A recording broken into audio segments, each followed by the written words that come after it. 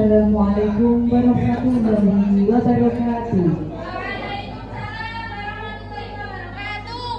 Selamat siang, salam sejahtera untuk kita semua. Namo Buddhaya. Kepada Bapak Ibu Kepala Sekolah dari masing-masing SD yang kami hormati, dan kepada Bapak Ibu Guru dari masing-masing SD yang kami hormati, puji syukur kami panjatkan kehadirat Allah Subhanahu wa Ta'ala yang telah memberikan rahmat beserta hidayahnya kepada kita semua, sehingga kita semua dapat menghadiri diseminasi budaya positif dalam keadaan sehat walafiat tanpa suatu halangan apapun. Salawat salam mudah-mudahan tetap terlimpahkan kepada junjungan kita Nabi besar Muhammad Sallallahu Alaihi Wasallam, karena hanya beliaulah yang patut kita harap syafaatnya di yaumil akhir. Bapak Ibu yang kami hormati, sebelum acara dimulai, marilah kita buka acara pada siang hari ini dengan berdoa menurut agama dan keyakinan masing-masing dimulai.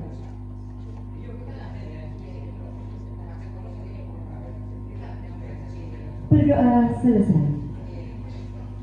Baiklah Bapak Ibu yang kami hormati, untuk acara selanjutnya yaitu penyampaian materi dari Ibu Alifatul Maula, calon guru penggerak angkatan 9, dengan judul Diseminasi Budaya Positif Aksi Nyata Modul 1.4. Kepada Ibu Alifatul Maula kami persilakan.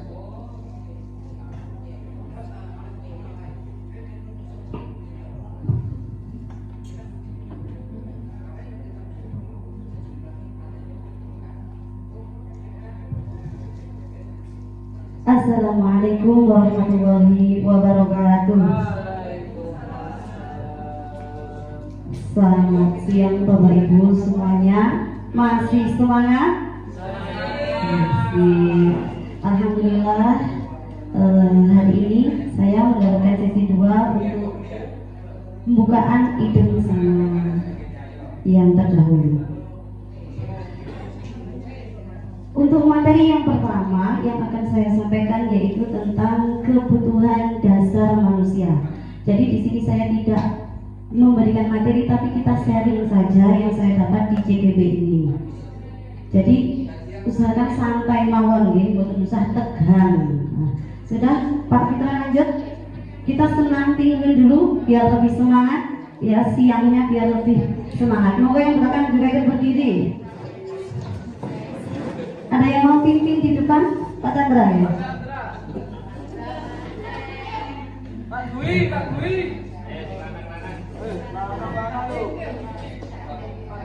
Ayo, monggo semuanya posisi di tengah gitu loh, biar bebas gerak. Iya. Ayo, musik.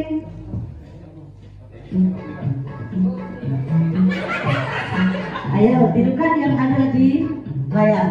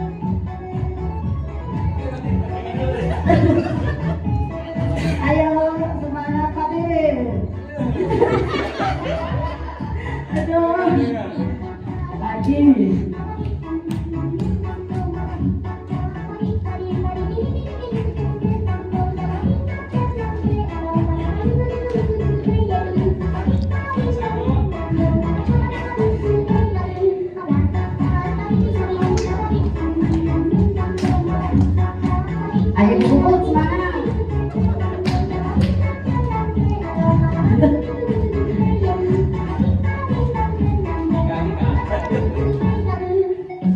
Ayo lagi Pak.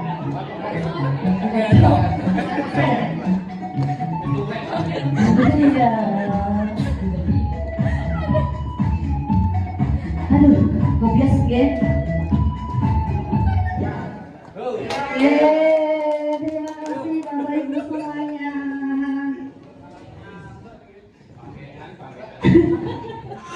Aduh, oke. Terima kasih.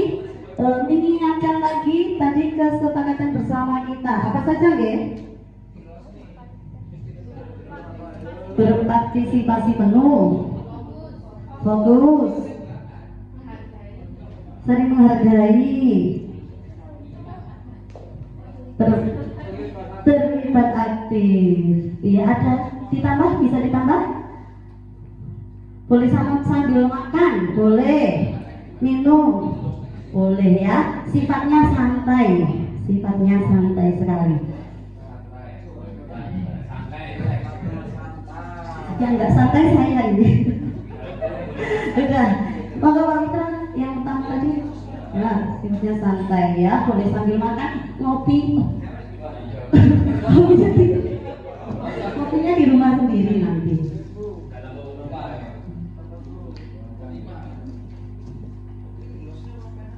Iya. Yang pertama, kebutuhan dasar manusia. Kebutuhan dasar manusia adalah segala sesuatu yang kita lakukan untuk mendapatkan apa yang kita inginkan. Ya, jadi kebutuhan dasar manusia itu pasti dimiliki oleh setiap manusia, setiap insan. Seluruh tindakan yang kita lakukan memiliki tujuan tertentu, dan semua usaha terbaik yang kita lakukan adalah dalam rangka agar kebutuhan dasar kita terpenuhi. Jadi setiap manusia akan mengupayakan agar bisa memenuhi seluruh kebutuhan hidup kita, kebutuhan dasar manusia seutuhnya, agar bisa menjalani hidup secara optimal. Selanjutnya, 5 kebutuhan dasar manusia. Yang pertama, itu bacanya apa Bu Rizky?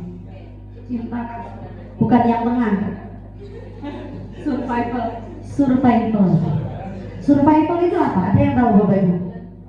Bertahan hidup. Ya, jadi yang pertama yang kita butuhkan ini adalah bertahan hidup. Contohnya apa? Kebutuhan yang bisa membuat hidup kita ini bertahan: makan, minum, udara, tempat tinggal, kesehatan. Itu adalah kebutuhan hidup. Uang, masuk ya? Masuk, kita makin butuh uang ya Pak ya? Iya, bagus sekali Pak. Ya. Yang kedua, cinta, kasih, dan diterima. Jadi di sini kebutuhan dasar manusia yang kedua ini cinta. Jadi kita berhak menerima cinta itu dan mencintai. Wah, sih.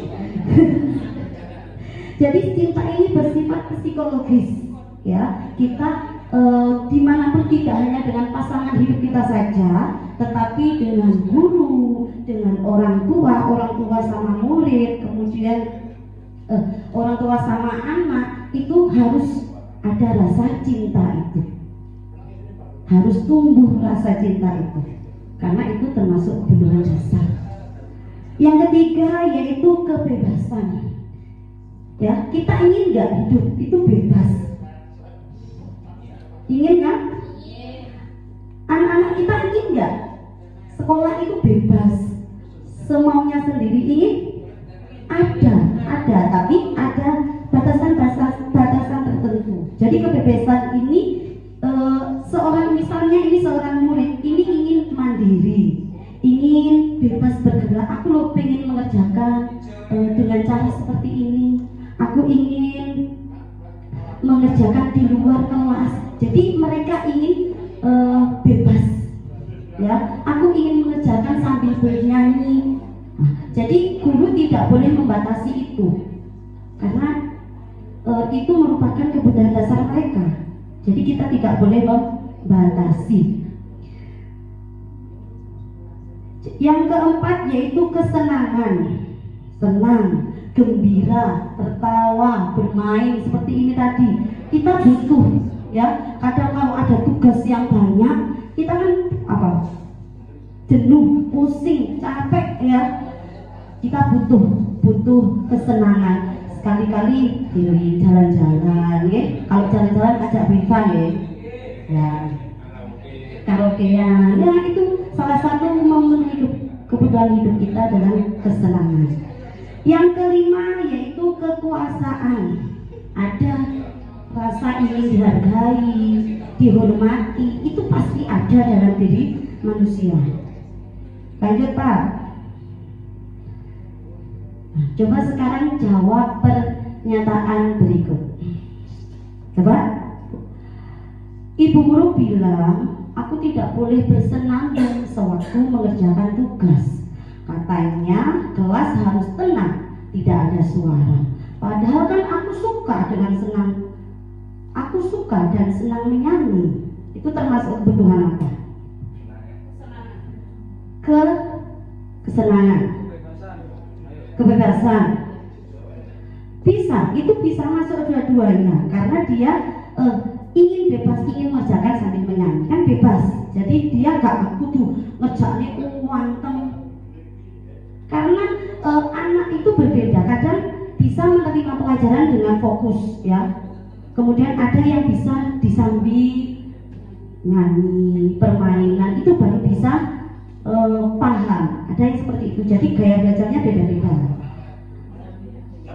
Sambil HP ya, mungkin apa-apa Bu, santai ya. Yang kedua, ibu guru tidak menyapaku hari ini, padahal aku pakai jepit rambut baru. Masuk apa ini? Kekuasaan. Coba, apa alasannya? Ingin dihargai. Ingin diperhatikan. Masuk. Yang selanjutnya, aku bosen, masa pelajarannya cuma gitu-gitu aja, dengerin ibu guru aja. Masuk apa? Masuk apa ya? Dia bosen dengan metode atau gaya belajar kita, gaya mengajar kita. Dia bosen. Masuk apa itu? Apa tadi? Ayo yang pertama, survival bertahan hidup, cinta, penguasaan, kesenangan, kebebasan. Masuk. Bagus. Kebebasan. Sudah. Yang terakhir, aku sebel, gambaranku tidak rapi. Malah ibu guru nunjukin ke teman-temanku di depan kelas. Kekuasaan, ya, karena ingin dihargai hasil karyanya. Walaupun itu tidak bagus, ingin dihargai dan malu apabila ditunjukkan kepada teman-temannya kalau itu hasil karyanya belum bagus. Selanjutnya Pak, sekarang contoh kasus. Ibu Ani, guru kelas 5 di SD Pelita Hati, sedang bingung menghadapi ulah salah satu murid di kelasnya yang namanya Agus. Beberapa anak telah datang dan mengeluhkan Agus yang seringkali meminta bekal makan siang mereka dengan paksa. Jadi Agus ini senangannya minta bekal makan temannya dengan paksa. Jika Anda menghadapi situasi seperti Ibu Ani, apa yang akan Anda lakukan? Menurut Anda, kira-kira apa alasan Agus melakukan hal itu?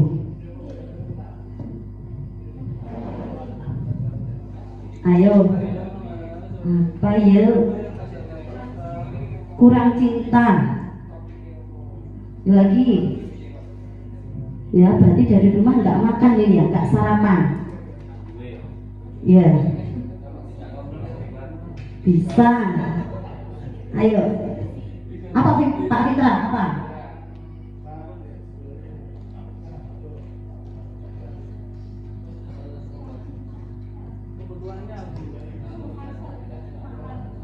Iya, itu apa? Bertahan hidup. Iya, bisa. Ayo, lagi. Alasannya apa? Matiin. Alasannya itu ya, untuk bertahan hidup karena di rumah tidak dimasakkan oleh orang tuanya dan tidak diberi saku ya Pak ya. Oke, masuk. Pak Chandra.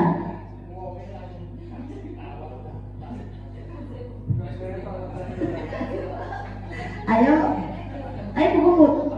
Apa itu?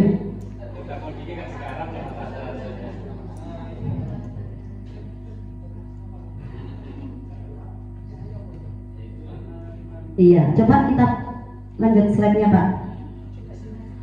Nah, jadi ada beberapa kebutuhan dasar dari anak siswa itu tergantung alasannya.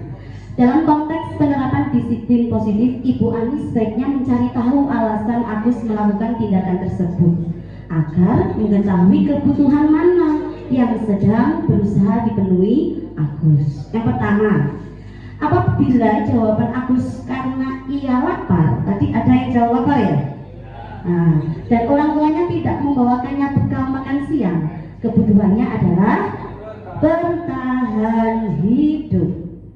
Dua, apabila jawaban Agus karena ia senang temannya jadi memperhatikan dia, caper, cari perhatian, maka kebutuhannya adalah kasih sayang atau cinta kasih. Yang ketiga, apabila jawaban Agus adalah dia merasa hebat karena temannya jadi takut dan menuruti keinginannya, kebutuhannya adalah penguasaan. Jadi gini satu rahasia, semuanya takut bisa. Yang keempat, apabila jawaban Agus karena dia merasa bosan dengan bekal yang dibawakan ibunya, karena selalu membawanya bekal yang sama, telur sama mie saja misalnya, kebutuhannya adalah kebebasan. Padahal dia pengen ayam, pengen tempe, kok modul dengan tempe ya. Dan yang kelima, apabila jawaban Agus adalah karena iseng, ya, dan dia menikmati ekspresi wajah temannya yang kesal karena diambil makanannya, kebutuhannya adalah kesenangan. Dia merasa senang. Aku ngumpul koncone itu lah. Ada di kelas jenengan wonten sih nonton ini. Ada ya. Iya. Aduh. Udah. Itu adalah materi tentang kebutuhan dasar manusia. Selanjutnya yaitu tentang motivasi perilaku manusia. Jadi berhubungan dengan yang disampaikan Bu Rizky tadi tentang segi tiga restitusi tadi, itu akan menumbuhkan atau memunculkan motivasi intrinsik dalam diri manusia atau dalam diri anak tersebut. Ki Hajar Dewantara menyatakan bahwa untuk mencapai kemerdekaan atau dalam konteks pendidikan kita saat ini dan untuk menciptakan murid yang merdeka, syarat utamanya adalah harus ada disiplin yang kuat, dan disiplin yang dimaksud adalah disiplin diri. Dan kalau mendengar disiplin ini saya juga harus belajar karena kurang disiplin saya ini ya, yang memiliki motivasi internal. Jika kita tidak memiliki motivasi internal, maka kita memerlukan pihak lain untuk mendisiplinkan kita. Jadi kalau motivasi internal itu belum ada pada diri kita, kita pasti membutuhkan pihak lain sing ngoprak-ngoprak, kemudian yang mengajak, yang mendorong. Ya, kita butuh pihak lain. Selanjutnya, coba jawab lagi pernyataan berikut. Mengapa Anda menggunakan sabuk pengaman ketika mengendarai mobil? Mengapa? Biar tidak ditilang. Iya, betul. Ada lagi alasan lain? keamanan. Cukup? Yang kedua, mengapa Anda harus berjalan di sebelah kiri? Mematuhi peraturan. Kalau di sebelah kanan tertubruk. Ya. Iya. Masuk. Mengapa Anda hadir tepat waktu? Kalau terlambat malu. Kemudian takut dihukum. Nah, bisa. Mengapa Anda harus menjaga kebersihan? Suka bersih, seperti Anda wah, tidak pilih saya. Bagus, iya. Yang terakhir, mengapa Anda mengajar dengan baik di kelas? Takut kepala sekolah, muridnya tidak kabur, agar mendapat penghargaan di sekolah. Agar mendapat PBB. Aduh. Ya. Motivasi perilaku manusia itu ada 3 sebenarnya. Ya, coba saya bacakan. Nanti masuk motivasi internal, atau eksternal. Ya. Yang pertama, untuk menghindari hukuman atau ketidaknyamanan. Jadi kita berperilaku misalnya disiplin untuk menghindari hukuman atau ketidaknyamanan. Itu motivasi apa?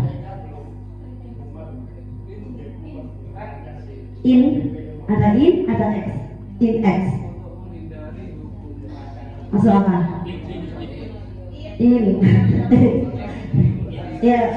Ya, nanti jangan tahu sendiri. Yang kedua, untuk mendapatkan imbalan atau penghargaan.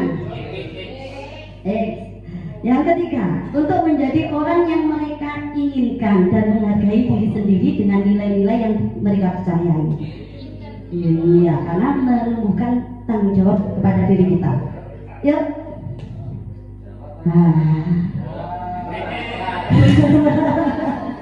Jawabannya ada di sini.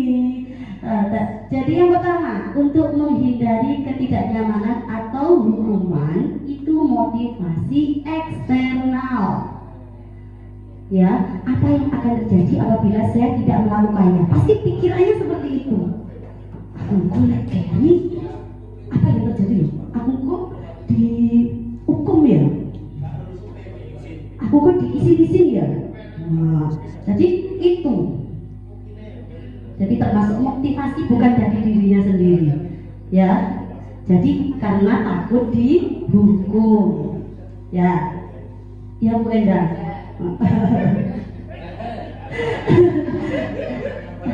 Masuk yang mana ini Bu Enda? Jangan masuk yang mana ini? Eksternal atau internal ya? Soalnya masuk kadang eksternal, kadang internal. Yang kedua, untuk mendapatkan imbalan dari orang lain, ya, seperti apa yang akan saya dapatkan apabila saya melakukannya. Oh, aku cek lain, aku cek rating belum kalau kepala sekolah, ya, bisa seperti itu. Aku biar dapat penghargaan atau lain sebagainya. Nah, itu termasuk motivasi eksternal karena tidak tumbuh dari diri kita. Yang ketiga, untuk menghargai diri sendiri menjadi insan sesuai harapan kita. Saya akan menjadi orang yang seperti apa bila saya melakukannya. Jadi kalau aku disiplin, aku pilih, aku akan seperti apa? Loh, pasti aku akan selanjutnya anak-anak akan menirukan saya disiplin. Kemudian orang-orang di sekitar juga akan menghargai apa yang saya lakukan. Jadi itu akan lebih mengena, lebih apa ya, permanen ya, akan lebih bermakna. Bagus. Selanjutnya, speaking lagi. Oke, kita kali ini switch perkalian. Jadi berpasangan. Nanti kok usah berat-berat Pak pikiran ya. Jadi nanti berpasangan. Misalnya saya sama Bu Rizky dulu. Cepat-cepatan ya. Nah, seperti itu, cepet-cepetan. Berarti yang menang yang jawab dulu. Oke, siap? Silakan cari pasangan. Sama pasangan. Sama dosen matematika di kalah dosen. Monggo. Sama. Yuk, sudah siap? 10 jari. Berapa? Karena ini butuh berpikir cepat ini ya. Sudah? Hitung 1, 2, 3. Oh baru, oke sih. Oh Pak. Pak tidak. Halo. Lagi itu siapa yang menang besok? Oh boleh ya. Beda sama saya kalau kalah. Bersama mana lagi? Pak, mau tak dengan? 1, 2, 3.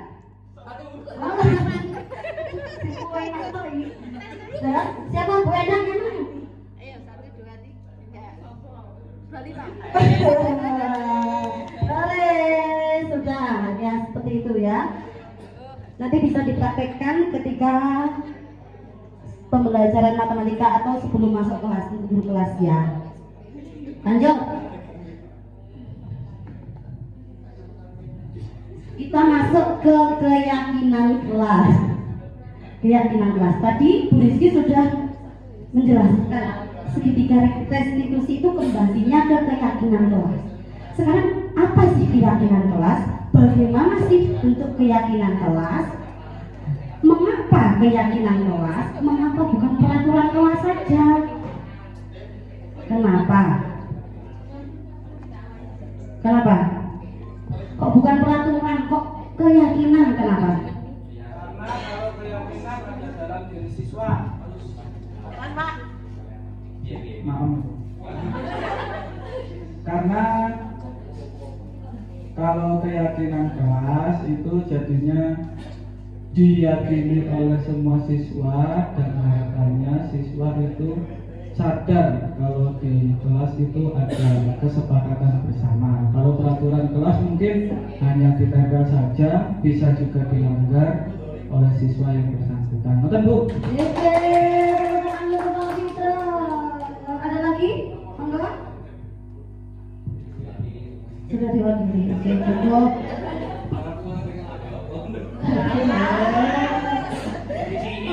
Bisa membaca pikirannya Pak Tin ini ya, Pak Fitra ini ya. Ya, ya Pak. Selanjutnya. Keyakinan kelas, hukuman dan penghargaan. Mengapa tidak peraturan saja? Mengapa harus keyakinan kelas? Mengapa kita memiliki peraturan harus menggunakan helm bila mengendarai kendaraan roda 2 seperti tadi ya?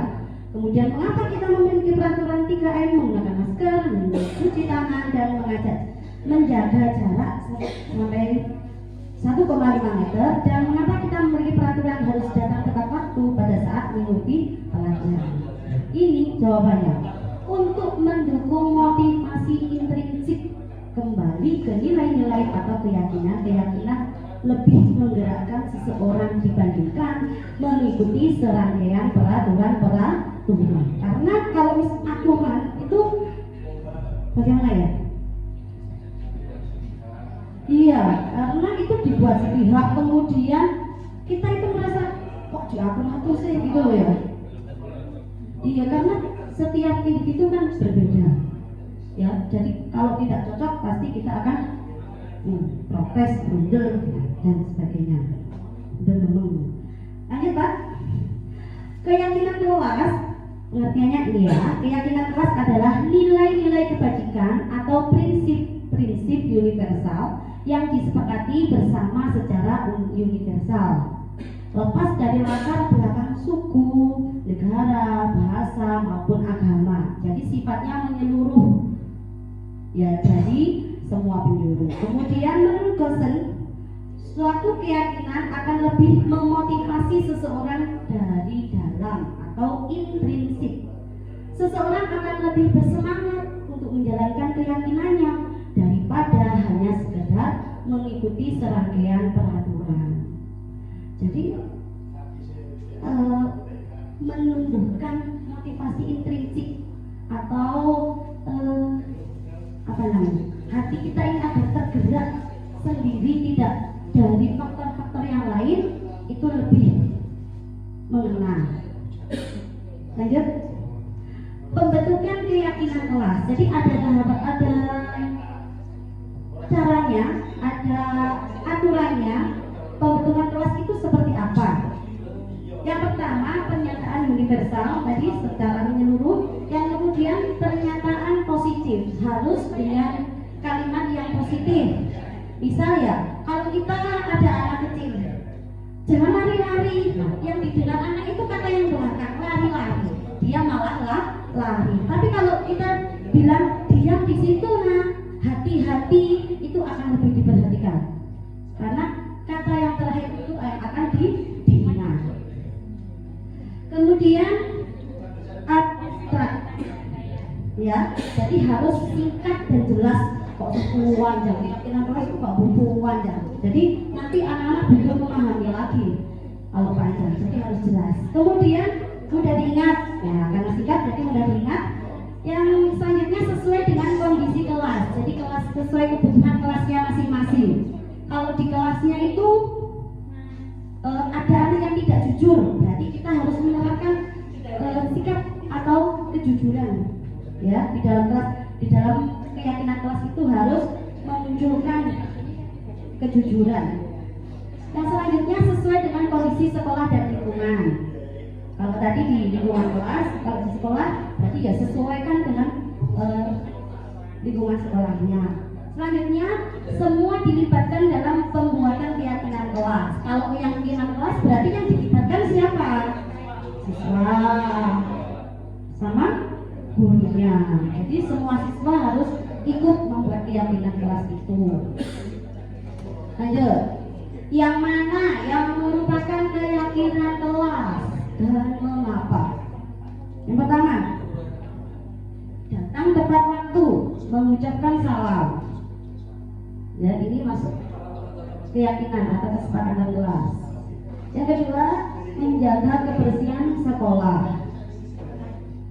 Yang ketiga, berdoa sebelum dan sesudah kegiatan. Yang keempat, aktif dalam pembelajaran dan tertib. Jadi kalimatnya ini singkat, tanpa positif, tanpa menyebutkan guru atau murid. Yang selanjutnya, kesepakatan kelas. Kami guru dan murid yang saling menyayangi, ya kan? Jadi yang diambil itu yang saling menyayangi. Kemudian kami murid semangat belajar, jadi semuanya semangat belajar. Kemudian ketiga, kami murid yang peduli dengan teman-teman. Jadi kalimatnya ini positif, tidak ada dilarang atau jangan buang sampah. Jadi kalimatnya disesuaikan atau diatur. Lanjut Pak. Nah, dengan ada lagi ya, ini masuk keyakinan apa ini? Keyakinan kelas atau nilai kebajikan yang dituju.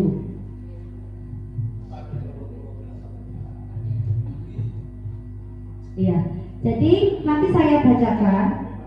Misalnya selalu kembalikan buku ke tempatnya. Ini masuk nilai kebajikan yang apa? Misal nilai kebajikan itu ada tanggung jawab, kemudian toleransi, menghargai, ada lagi keamanan, kesehatan, keselamatan gitu. Ya, coba selalu kembalikan buku ke tempatnya. Nilai kebajikannya apa? Terus yang kedua, dilarang mengganggu orang lain.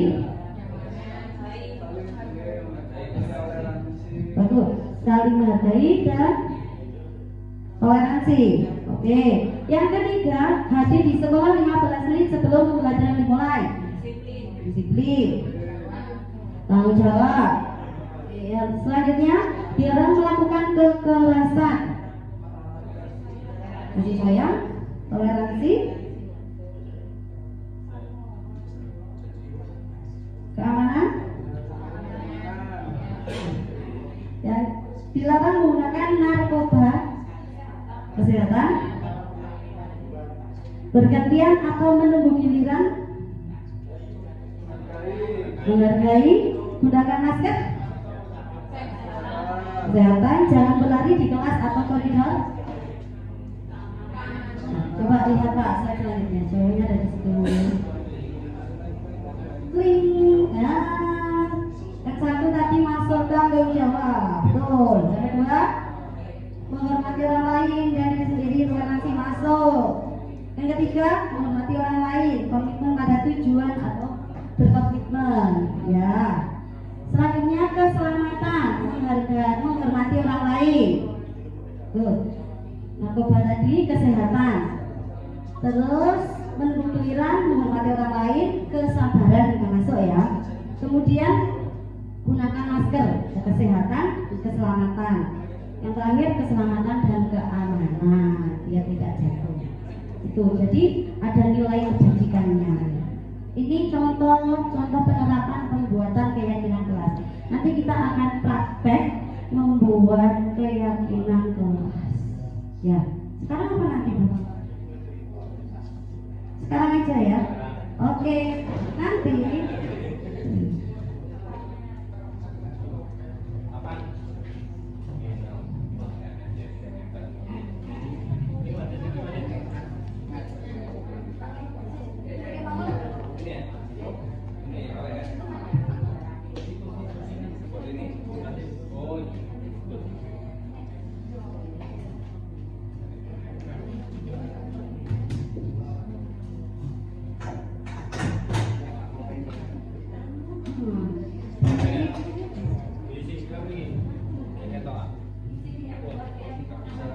sekarang kita akan praktek buat keyakinan kelas. Jadi Bapak Ibu guru nanti menulis satu apa keyakinan kelas yang akan dengan keterangan di sini nanti. Ya.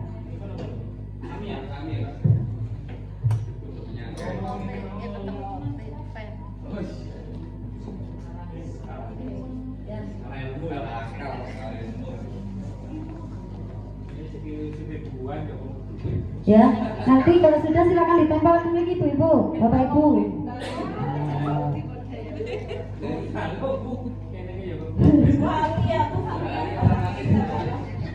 Ya. Satu saja. Boleh dibahas. Yuk. Ya.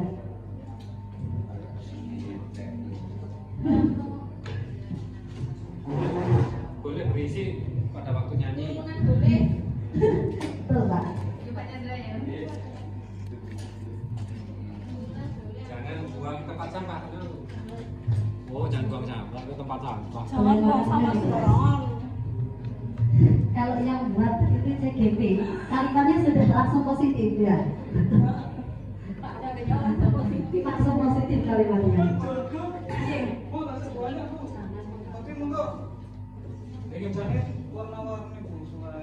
Iya. Nyo nyo nyo nyo.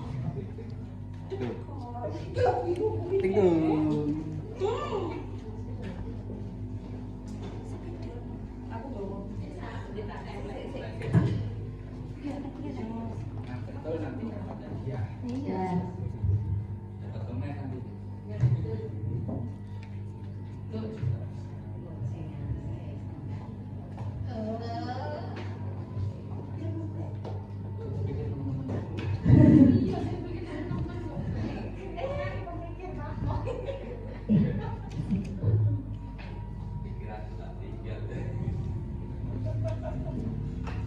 Aku endangnya kakek karpan lagi.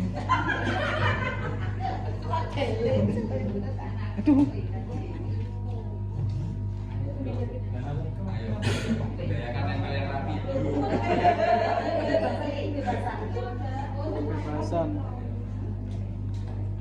Jangan mengganggu sarang tawon ngono ya.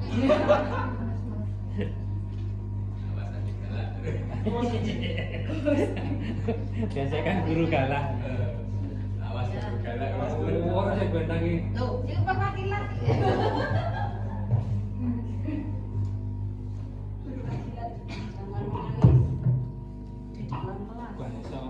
Sudah? Sudah Bapak Ibu. Ampun. Jadi di sini ada yang kalimatnya sudah positif, ada yang masih belum. Nanti kita tulis kalimat yang negatif ini menjadi kalimat yang positif. Jadi pertama, ya ada yang boleh makan minum di kelas, ini sudah positif. Tidak boleh menangis, berarti kalimat positifnya seperti apa? Apa? Tidak boleh menangis. Masuk enggak? Bahagia. Masuk enggak bahagia? Masuk, berarti bahagia. Nah, kemudian berarti ini sudah. Jangan mengganggu teman. Saling menghormati ya. Ada di sini sudah ada yang positif. Pinter-pinter ini ya. Aduh. Sebelumnya kalah guys. Kemudian jangan buang sampah sembarangan.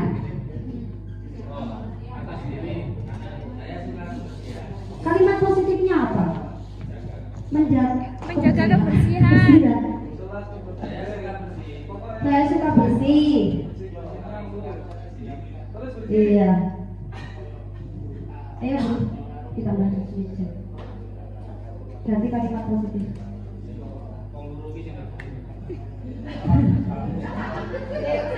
Menjaga kebersihan. Dah. Kemudian ini sudah. Boleh berisik pada waktu bernyanyi. Oh, boleh ya? Harus bersuara kalau bernyanyi. Ya, kalimatnya sudah positif ini. Nah, kemudian menjaga kepercayaan. Sudah positif. Tertib, positif. Jangan terlambat, negatif. Jangan terlambat berarti datang tepat waktu ya. Oh, tulis tanggung jawab, menunjukkan semangat belajar, jangan mengganggu teman. Oke, berarti ini sudah menjadi kalimat yang positif. Ini peraturannya ada.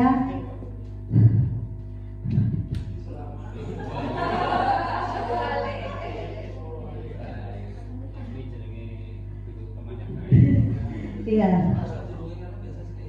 Nah, ini sudah menjadi kalimat yang positif. Setelah itu kita tarik nilai kebajikan yang ada dalam keyakinan kelas ini. Jadi usahakan ini nanti ditempel di di kelasnya ya. Jadi anak-anak kalau melakukan kesalahan langsung diingatkan dengan keyakinan yang dibuat ini. Nah, seperti waktu segitiga restitusi tadi. Jadi diingatkan dengan ini, kemudian anak-anak mencari solusi. Sudah.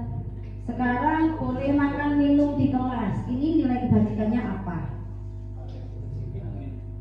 Nilai kebajikannya? Bukan, itu kebutuhan besar.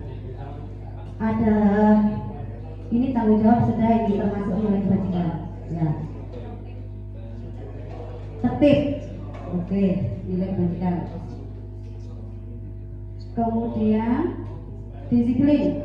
Ini datang tepat waktu, ini disiplin nilai kebajikannya. Kemudian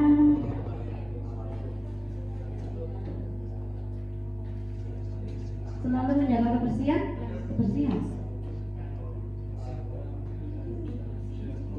Bersih. No smoking area.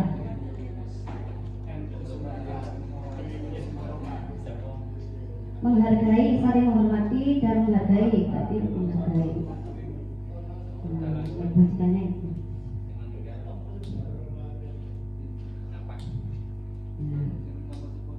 Kemudian sudah menunjukkan semangat belajar. Apa?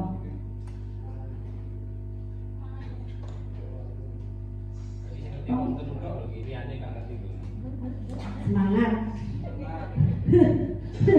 Udah.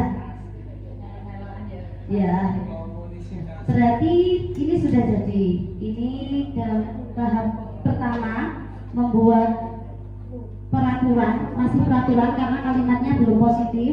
Jadi ini yang kedua, kita ubah peraturan itu menjadi keyakinan, menjadi kalimat yang positif. Setelah itu akan kita tarik nilai kebajikan yang terkandung dalam keyakinan kelas tersebut. Sudah paham Bapak Ibu? Sudah. Ya, saya harapkan diterapkan di sekolahnya masing-masing, kelasnya masing-masing. Selanjutnya apa Bu? Selanjutnya apa? Masih ada 2 materi lagi. Yang selanjutnya dihukum oleh penghargaan. Penghargaan itu bisa bersifat menghukum. Saya beritahu di sini berapa? Yang pertama, pengaruh jangka pendek dan jangka panjang. Yang kedua, penghargaan menghukum. Yang ketiga, penghargaan mengurangi ketepatan. Yang pertama, penghargaan pengaruh jangka pendek dan jangka panjang. Jadi seorang anak apabila diberi penghargaan terus-menerus pasti akan ketergantungan. Dihadirin Bu, dipermainin Bu, pasti akan seperti itu. Ya kan? Pasti akan ketergantungan. Kemudian penghargaan menghukum. Ya, jadi gak oleh hadiah, gak oleh permen, aku buka itu tidak permen. Jadi merasa terhimpun, ya kan? Betul apa tidak?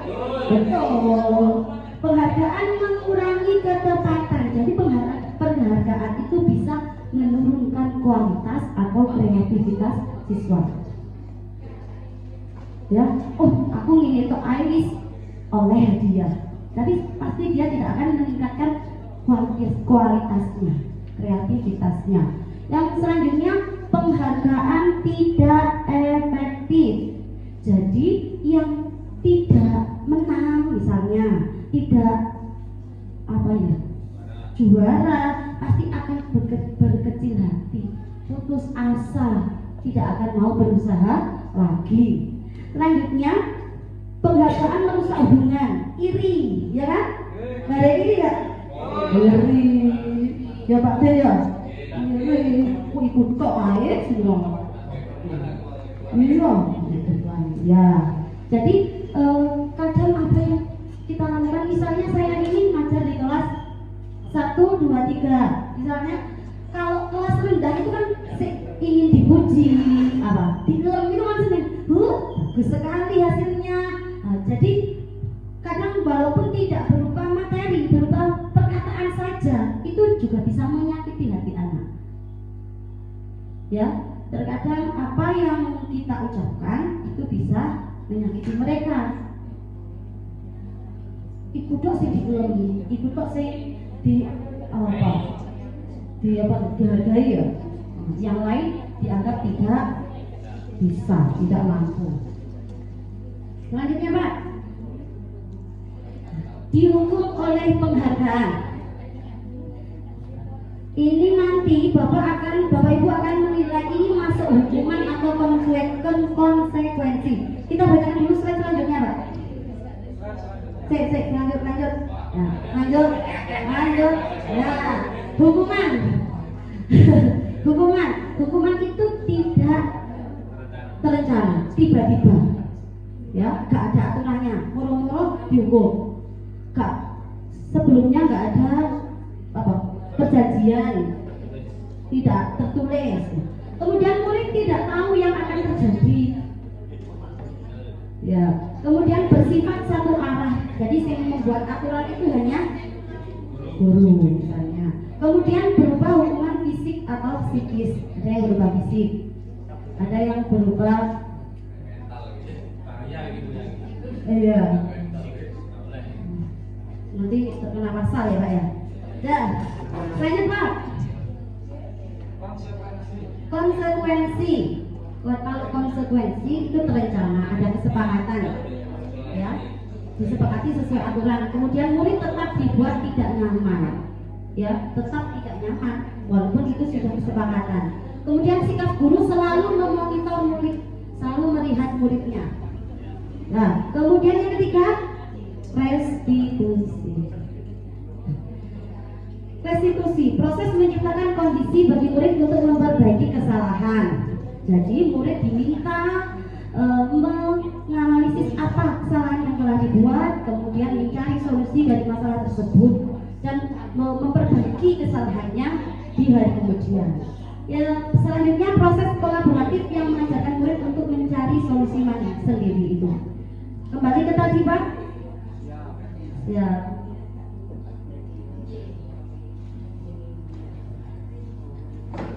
Please. Nah. Halo. Pak, nomor 1 Pak, bacakan Pak.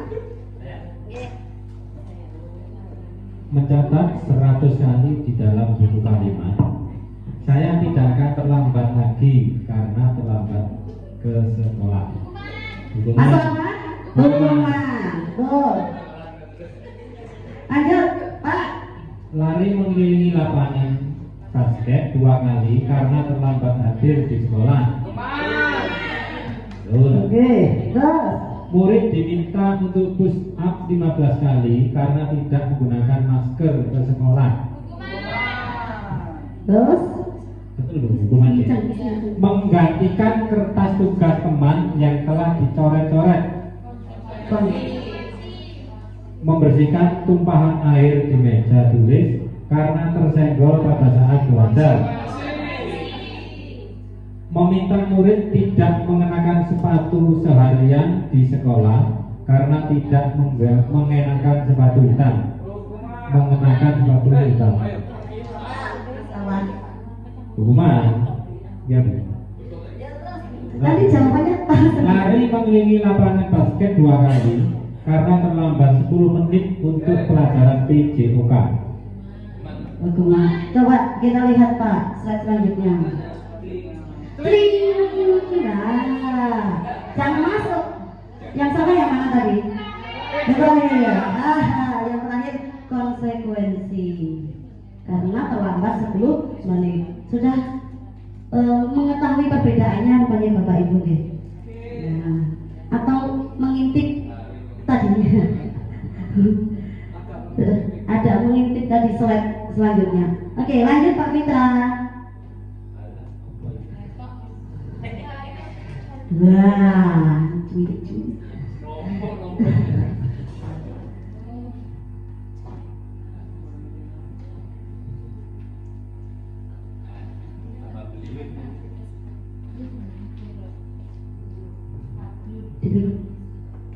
Lewati Pak.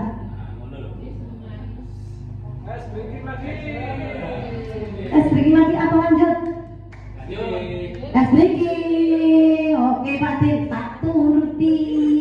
Ayo sekarang seperti tadi bergandengan berpasangan dua-dua. Nanti yang satu sebelah sini berperan atau hitam ya, warna hitam, yang sebelah sana hijau. Nanti kalau saya bilang hitam, berarti yang hitam memukul yang hijau. Pukulannya jangan terlalu keras. Semuanya berdiri dulu. Berdiri Bapak Ibu. Nah, yang sebelah kanan hitam, yang sebelah kiri hijau. Ya, siap?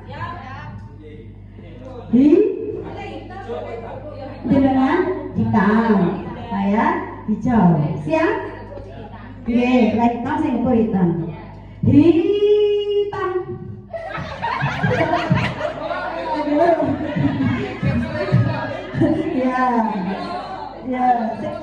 Ya, saya ngumpul yang hitam. Hijau.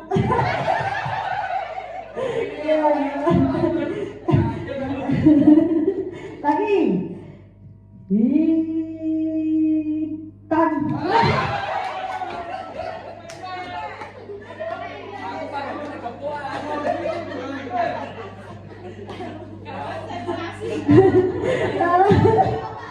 Ya.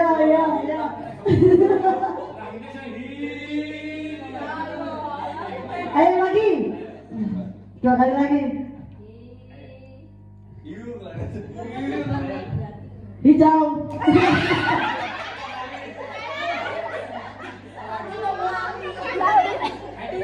Ya, hitam.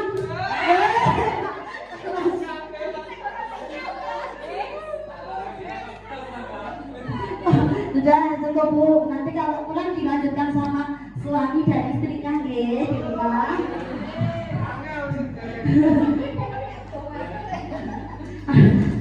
Mukulnya sambil emosi. Nah, materi yang terakhir ini Bu.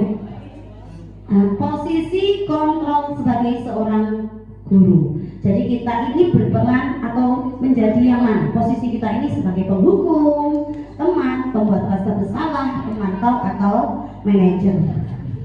Yang pertama penghukum. Penghukum ini bisa berupa fisik, bisa berupa verbal. Tapi sifatnya penghukum itu menekan, ya, menekan siswa tersebut. Yang kedua, pembuat rasa bersalah.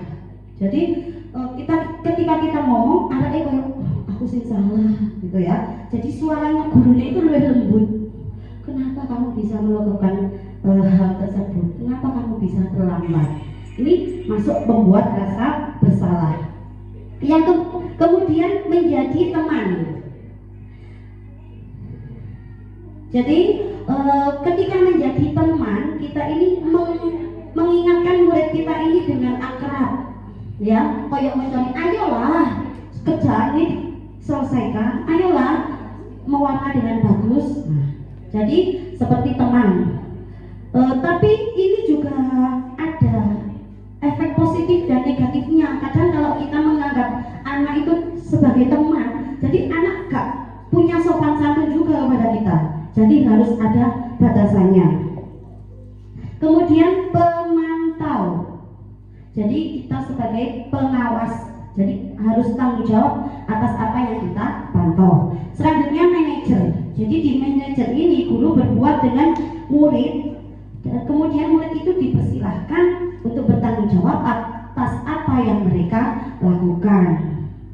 Jadi murid itu harus mencari solusi sendiri. Seperti kemarin itu ada cerita di sekolah, ada anak yang bertengkar kemudian melepaskan kancing baju temannya.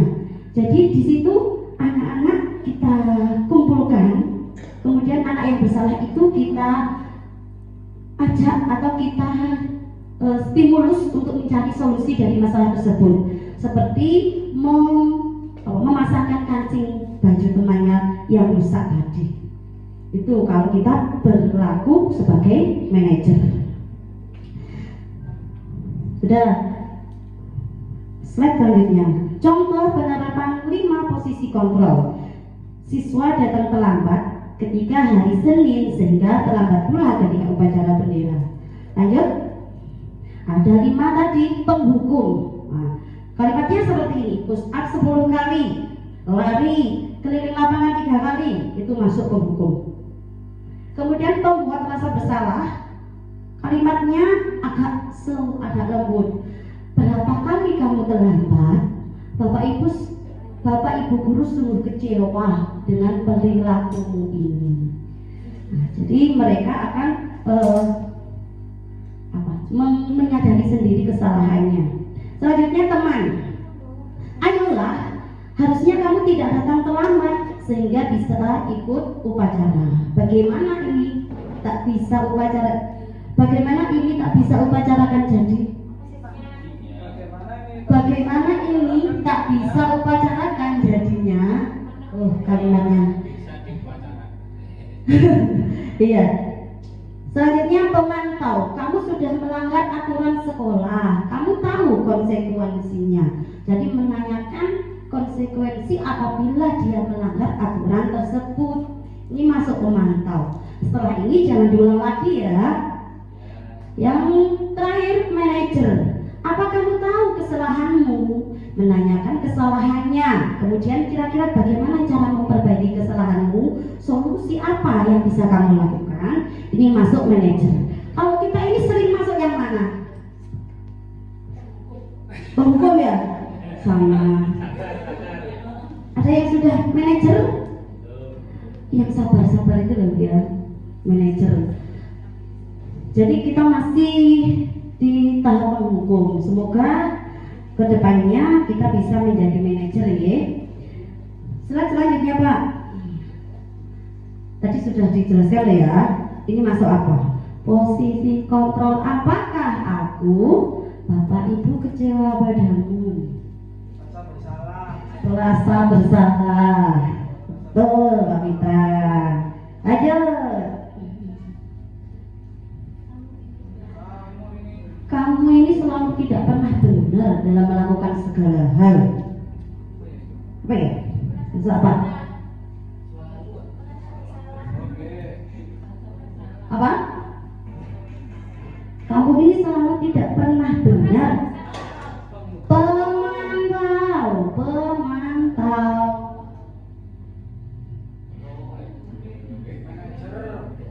Lalu apa rencanamu untuk memperbaiki? Ya, betul, Pak Mitra, tuh, gercep, tuh. Ayolah, ada kata ayolah yang rapi. Masuk apa? Teman. Jadi siswa jadi teman. Kemudian lari keliling lapangan jelas.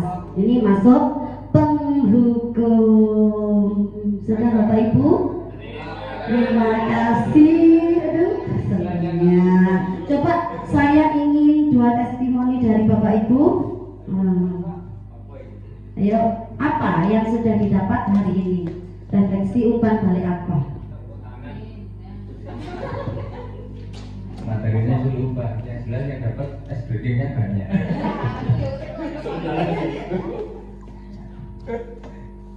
Iya, jadi di kelas juga bisa seperti itu Pak. Kalau anak-anak mulai bosan bisa menerapkan SBG. Monggo balik.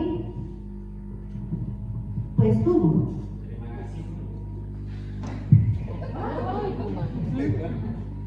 Sudah dapat SBG saya hari ini. Bentuk ya, kena diterapkan di kelas nanti. Kurangin jam. Ya, monggo besok apa yang didapat hari ini Bu? Sudah bisa nempel-nempel Bu ya. Sebetulnya banyak yang didapat hari ini, seperti yang tadi kami terima, contohnya menghukum anak-anak. Terus yang kedua tadi kita harus berusaha untuk menjadi manajer. Saya kira itu Bu Iva, terima kasih. Iya, sama-sama Mbak Estu. Iya, terima kasih Pak Tin sama Mbak Estu. Ya, semoga apa yang kita sharingkan hari ini bisa kita terapkan di instansinya masing-masing. Kurang lebihnya mohon maaf, saya akhiri. Assalamualaikum warahmatullahi wabarakatuh.